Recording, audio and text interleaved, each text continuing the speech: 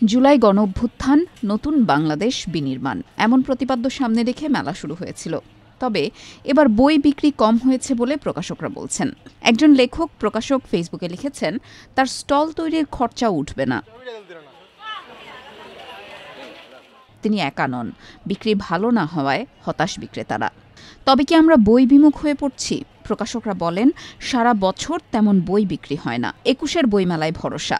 এই এক মাসে তারা সারা বছরের আয় রোজগার করে থাকেন। আর এর উপরেই প্রকাশকরা নিজেরা, দোকান ও প্রকাশনা সংস্থার কর্মীরা, মুদ্রক, বাধাই কর্মী, বই পরিবহনকারী সহ এই বাণিজ্যের সঙ্গে যুক্ত কর্মরত প্রত্যেকের জীবন চলে। একটা অভিযোগ, মেলায় যত মানুষ যায় তার কিয়দংশই বই কেনে না।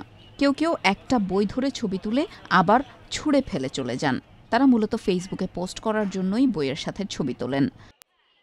এই জনপদের মানুষ চিরকালই বই পড়তেন এবং একটা বই সংস্কৃতি আমাদের বেশ প্রাচীন ছিল। কিন্তু বর্তমানকালে আমরা লক্ষ্য করছি আমাদেরকে পীড়া দিচ্ছে যে বই পাঠ বিমুখ হয়ে যাচ্ছে প্রজন্ম, এদেশের মানুষ। এটি পণ্য সংস্কৃতির বা পুঁজিবাদের দিকে ধাবিত হচ্ছেন প্রজন্ম। সবাই বুকবিলাসের জীবনকে পছন্দ করছেন এবং অর্থকে এবং পণ্যকে মুখ্য করে তুলেছেন তাদের জীবনে। আমরা দেখেছি অন্যান্য বছর বইমেলার ২৮তম দিনে প্রায় ৪ থেকে ৫,০০০ বই প্রকাশিত হয় বাংলা একাডেমি হিসাব মতে। হিসাবের বাইরেও অনেক বই ছাপা হয়, কিন্তু এবার ২৬তম দিন পর্যন্ত আমরা দেখছি যে ২,০০০-এর বই বেশি ছাপা হয়নি। এর প্রধানতম কারণ হচ্ছে কাগজের সংকট, বাইন্ডিং এর সংকট, রাজনৈতিক অস্থিরতা, অর্থনৈতিক অস্থিতিশীলতা। বইমেলা চলাকালীন সময়ে প্রায় প্রতিদিনই শাহবাগে কিংবা টিএসসিতে নানা আন্দোলনকারীদের আন্দোলন সংগ্রাম হয়েছে। এর একটা নেতিবাচক প্রভাব বইমেলায় পড়েছে। পাঠক দর্শকরা ঠিকমতো বইমেলায় আসতে পারেনি এবং ঢাকার বাইরে থেকে যেসব পাঠক দর্শক প্রতি বছর বইমেলা আসেন, এবার তারা আইন শৃঙ্খলা পরিস্থিতি অবনতির কারণে তারা বইমেলা আসতে পারেননি। আমরা দেখেছি যে বইমেলায় প্রায় ইদানিং ফাঁকা যাচ্ছে। গতকাল কিংবা তার আগে, তার গত এক সপ্তাহ বইমেলা অনেকটা ফাঁকা। তো এটা একটি আমাদের জন্য আসলে খুবই দুঃসংবাদই বলতে হয় যে বইয়ের এই পরিমাণ অবিকৃত অবস্থায় বই বিক্রি হচ্ছে না। প্রকাশকরা লসের মুখে পড়েছেন। যেসব প্রকাশক বিনিয়োগ করেছেন হাজার হাজার টাকা, তাদের বিনিয়োগ ঠিক মতো উঠছে না। অনেক প্রকাশক আছে তারা যাদের ঠিক মতো স্টলের খরচ উঠবে না। তো আমাদের জন্য এটা দুঃসংবাদ নিঃসন্দেহে। আমরা আশা করছি রাজনৈতিক অস্থিরতা, অস্থিতিশীলতা কাটিয়ে উঠে আমরা আবার বইয়ের কাছে ফিরবো। বইয়ের কাছে ফেরা ছাড়া আসলে আমরা তো সভ্য মানুষ হিসেবে, এমনকি প্রকৃত মেধাবী মানুষ হিসেবে গড়ে তোলা আমাদের প্রজন্মকে প্রায় অসম্ভব।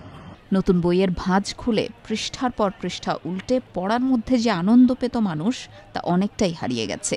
তথ্য প্রযুক্তির ব্যাপক বিস্তার ঘটেছে। ইন্টারনেটের সামাজিক যোগাযোগের মাধ্যমগুলো হয়ে উঠেছে খুব জনপ্রিয়। ফলে বই পড়া কমেছে বইয়ের উপযোগিতাও। বিভিন্ন ধরনের ইলেকট্রনিক যন্ত্র এখন শিক্ষিত তরুণ সমাজের দিনরাত্রির সঙ্গী, এমনকি বয়স্কদেরও।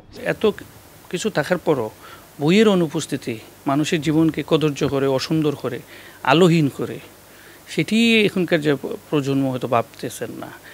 কিন্তু আমার মনে হয় যে আমরা যত বিষয় সম্পদে সমৃদ্ধ হই না কেন, আমাদের ভিতরের আলো সৃষ্টির জন্য, ভিতরের অন্ধকার দূর করার জন্য আমাদের বই পড়তে হবে। এবং এই প্রজন্মকে বইয়ের সাথে সংশ্লিষ্ট করার জন্য প্রকাশক, লেখক, সংস্কৃতিকর্মী এবং রাষ্ট্রের যে দায়, সেটি আমাদের সবাইকে পালন করতে হবে। বহির্বিশ্বে ই-বুক, অডিও বুকের মতো বিকল্পগুলো বাড়ছে। প্রকাশনা সংস্থাগুলো ডিজিটাল পরিসরে ঝুঁকছে। বাংলাদেশের পাঠক সমাজ এখনও এই ধরনের বই পাঠে অভ্যস্ত হয়ে ওঠেনি। এরকম বই কিনতে ও পড়তে স্মার্টফোন বা ই-বুক রিডার, ইন্টারনেট সংযোগ প্রয়োজন। বাংলাদেশ স্মার্টফোনের বড় বাজার হলেও এই সকল বন্দোবস্তে এখনও বহু পথ পিছিয়ে আছে। হাতে ধরে গন্ধ নিয়ে বই পড়িবার সুখ এতে নেই। গত কয়েক বছর ধরে বই বিক্রি কমে যাওয়ার কথা বেশ জোরে সোরেই উচ্চারিত হচ্ছে। আমরা জানি, একটি সহনশীল ও মানবিক সমাজ গঠনে বই পড়ার বিকল্প নেই। এজন্য পাড়ায়, মহল্লায় পাঠাগার ও পাঠচক্র গড়ে তোলার আন্দোলন শুরু করা দরকার। ই-বুকও অবশ্যই এর অন্তর্ভুক্ত হতে পারে। এখন মোবাইল ফোনেও ই-বুক পড়া ও আদান প্রদান করা যায় খুব সহজেই। যেভাবেই হোক, বই পড়ার অভ্যাস গড়ে তোলা প্রয়োজন। এর জন্য দরকার সম্মিলিত উদ্যোগ।